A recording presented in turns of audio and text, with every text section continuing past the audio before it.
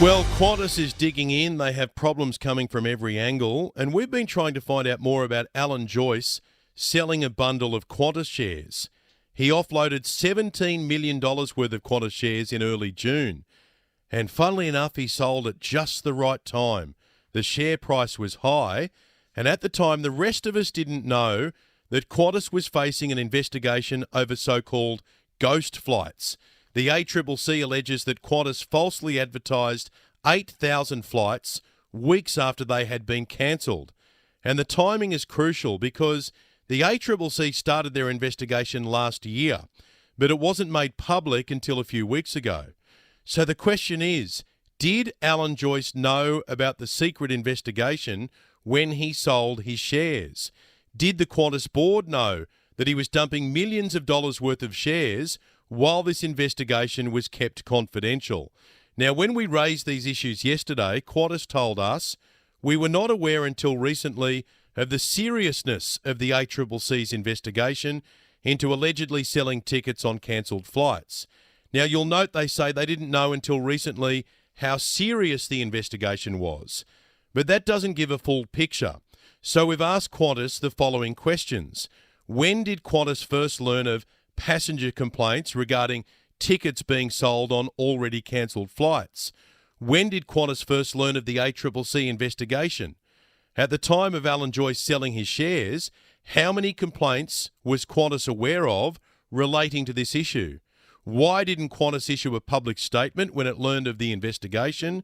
And what was the nature of the recent development that made Qantas aware of the seriousness of the ACCC investigation? So they're all very straightforward questions, and you would expect simple answers. But that's not what we've received back.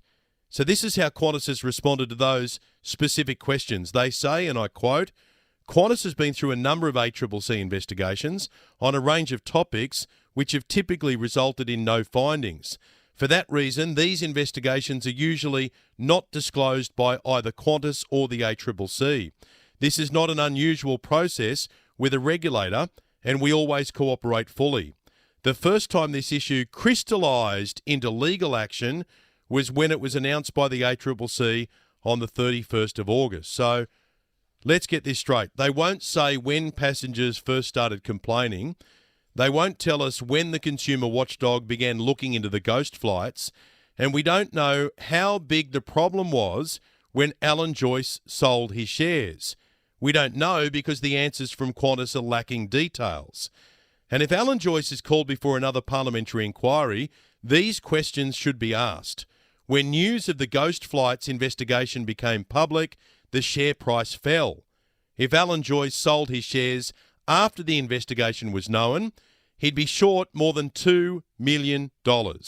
He sold the shares on June 1 at $6.75 a share, pocketing $17 million. Today, those same shares are worth $5.52. Alan Joyce is more than $2 million better off because he sold before the ACCC went public. He claims he sold the shares because he was on the verge of making an investment. He told reporters last month, I had to sell my shares for a personal purchase I was making. Now, Alan Joyce has also sold one of his properties.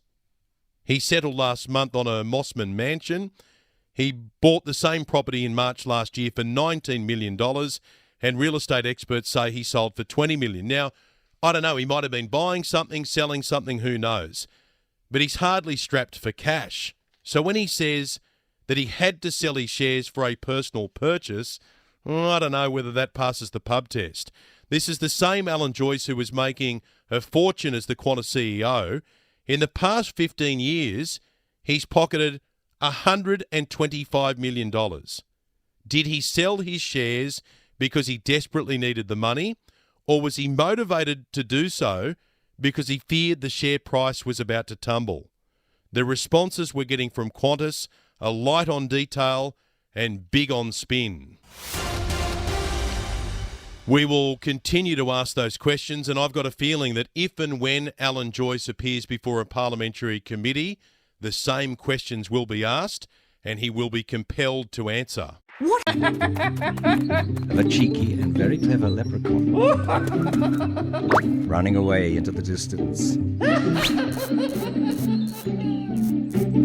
To be sure, leprechauns are very tricky little people.